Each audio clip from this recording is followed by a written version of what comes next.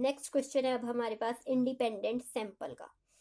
Independent sample में आपको question दिया गया है, for a random sample of 10 person fed on diet A the increased weight in pounds in a certain period were 10, 6, 16, 17, 13, 12, 8, 14, 15, 9.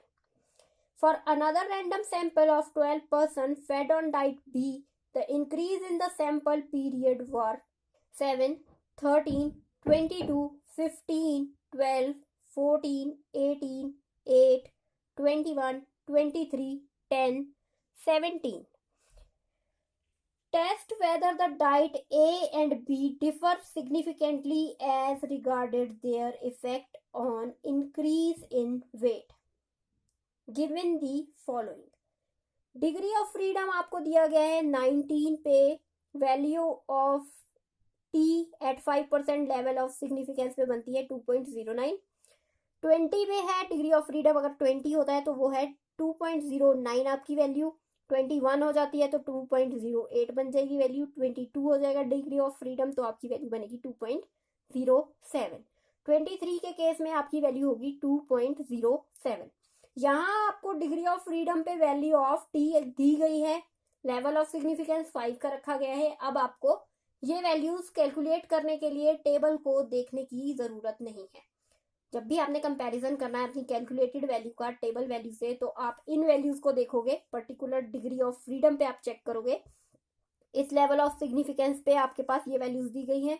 जो भी आपका डिग्री ऑफ फ्रीडम बनता है, मान लीजिए 21 का बना, तो आप उसके अकॉर्डिंगली वैल्यू देखोगे. 2.08 है, अपनी कैलकुलेटेड वैल्यू से इसको कंपेयर करोगे और अपना आंसर दे दोगे. अब चलते हैं इस टेस्ट के ऊपर.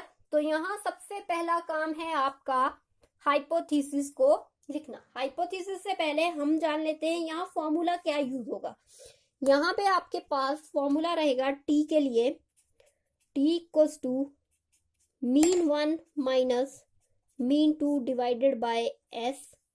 फॉर्मूला चेंज होते जाएंगे, हर केस में आपका न्यू फॉर्मूला यूज होगा, तो आपको फॉर्मूलाज ये सारे याद करने पड़ेंगे. स्टैंडर्ड एरर के लिए आपका फॉर्मूला कुछ इस तरह से है.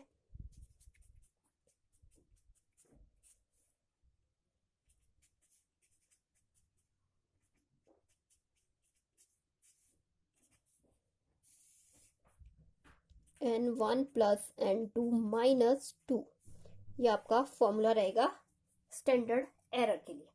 अब आपका सबसे पहला काम है अपनी नल हाइपोथेसिस बनाना. तो नल हाइपोथेसिस आपकी रहेगी, देयर इज नो सिग्निफिकेंट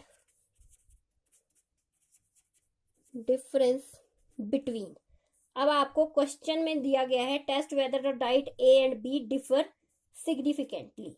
तो आपकी नल हाइपोथेसिस बनेगी, there is no significant difference between diet A and diet B.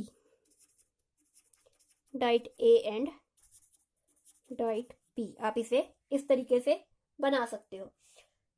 आप दूसरे तरीके से भी इसे लिख सकते हो. तो आपकी नल हाइपोथेसिस ये भी हो सकती है, A and B do not differ significantly with regards to their effect on increase in wait.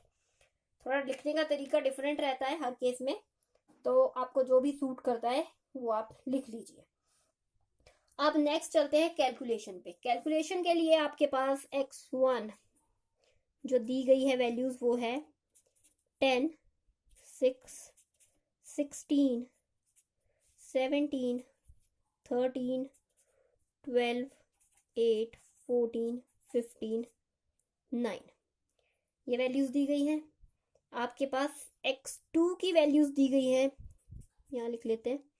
x2 है आपके पास 7, 13, 22, 15, 12, 14, 18, 8, 21, 23, 10, 17.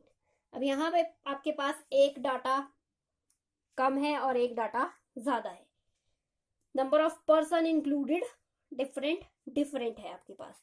यहाँ के केस में आपकी n की वैल्यू होगी जितने आपके लोग हैं वो है 10, और इस केस में n की वैल्यू बनेगी आपकी 12, दो एक्स्ट्रा है तो 12 बनेगी। अब आपका काम है अपनी वैल्यूज फाइंड आउट करना। तो आपको चाहिए सबसे पहले मीन। मीन के लिए आप फॉर्मूला यूज करोगे summation x over n। Summation x आपका यहां से निकलेगा, इसे 1 करके डिनोट कर लीजिए और इसे समीशन x2 करके डिनोट कर लीजिए। तो आपके पास फर्स्ट केस में ये टोटल आया है 120 का। 120 डिवाइडेड बाय 10 हुआ 12। इस केस में मीन की वैल्यू आई है आपकी 12, और इस केस में आपके पास टोटल बना है ये बनेगा 180। तो यहाँ आपके पास 180 डिवाइडेड बाय 12 हो जाएगा 15। इस केस में आपके पास मीन की वैल्यू आई है 15। अब आपने डेविएशंस फाइंड आउट करनी है, मतलब x1 में से x बार 1 माइनस करना है, फिर इसका स्क्वायर करना है। इस केस में भी आपने यही चीज करनी है।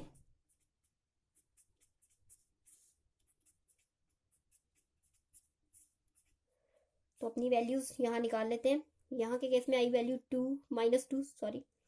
-6 +4 +5 +1 0 -4 +2 +3 एंड -3। स्क्वायर हुआ इसका 4।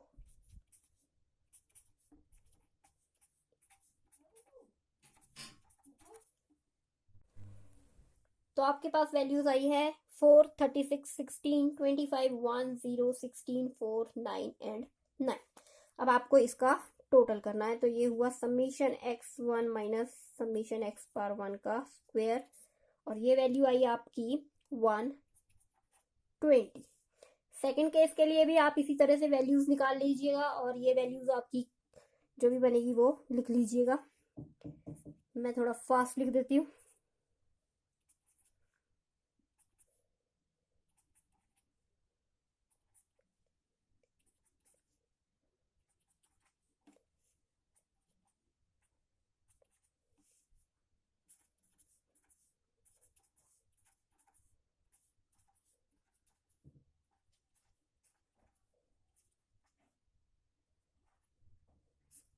यहाँ इसका टोटल निकाल लीजिए।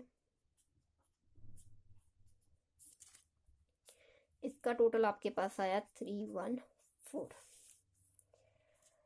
ये आपके पास वैल्यूज आ गई हैं। अब आपका नेक्स्ट काम है अपनी फॉर्मूला में वैल्यूज को पुट करना। तो आपकी वैल्यूज फॉर्मूला के अकॉर्डिंगली हम यहाँ लिख लेते हैं ताकि हमें थोड़ा क्लियर रहे। x माइनस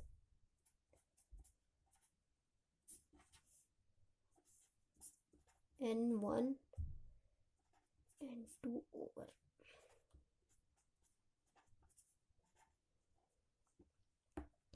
यहाँ ये मल्टीप्लाई हो रहे हैं और नीचे डिवाइड हो रहे हैं। और s के लिए आपका फॉर्मूला रहेगा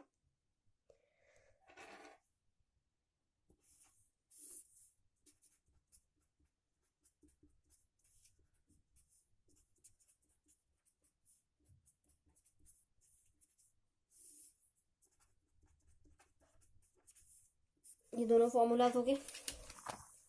अब यहाँ से वैल्यूज उठाएंगे और इस फॉर्मूलाज में पुट कर देंगे। आपकी s के लिए वैल्यूज आई समीशन x1 x बार 1, ये हो गया आपका 120, प्लस किया आपने 314। n1 की वैल्यू है आपकी 10, n2 की वैल्यू है आपकी 12, माइनस करेंगे 2, तो ये वैल्यू बनेगी s equals to 434 divided by 20 under the root, ये बना 4.66। अब आपने t फाइंड आउट करना है। तो t के लिए आपकी वैल्यू है x1 मतलब mean 1 minus mean 2।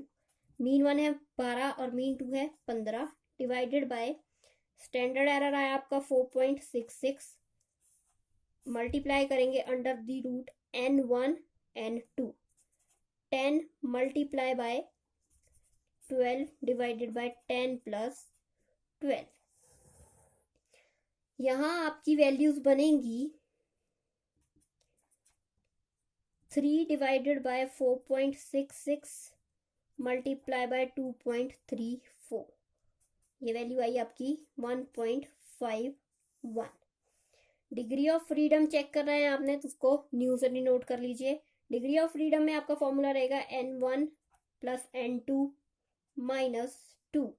Degree of freedom भी आपका फॉर्मूला चेंज हो गया है, तो इस केस में आपके पास वैल्यूज है 10 plus 12 minus 2 equals to 20। Level of significance है आपका 0.05, जो भी आपकी कैलकुलेटेड वैल्यू आएगी वो 0.05 लेवल ऑफ सिग्निफिकेंस पे आपने चेक करनी है। अब यहाँ आपके पास वैल्यूज कुछ इस तरह से दी गई है। डिग्री ऑफ फ्रीडम 20 है तो 20 वाला केस ये बना। 20 पे आपकी वैल्यू है 2.09, टेबल वैल्यू आई आपकी टी की 0.05, ये है 2.09 और आपकी वैल्यू आई है 1.51। इस केस में आपकी वैल्यू जो कैलकुलेटेड वैल्यू है वो टेबल वैल्यू से कम है। कैलकुलेटेड वैल्यू कम है आपकी टेबल वैल्यू से, तो आपकी नल हाइपोथेसिस जो होगी वो एक्सेप्ट होगी। Null hypothesis accepted. Null hypothesis हमने क्या रखी थी, हमने रखी थी ए और B do not differ significantly, जो कि आपकी एक्सेप्ट हो गई है।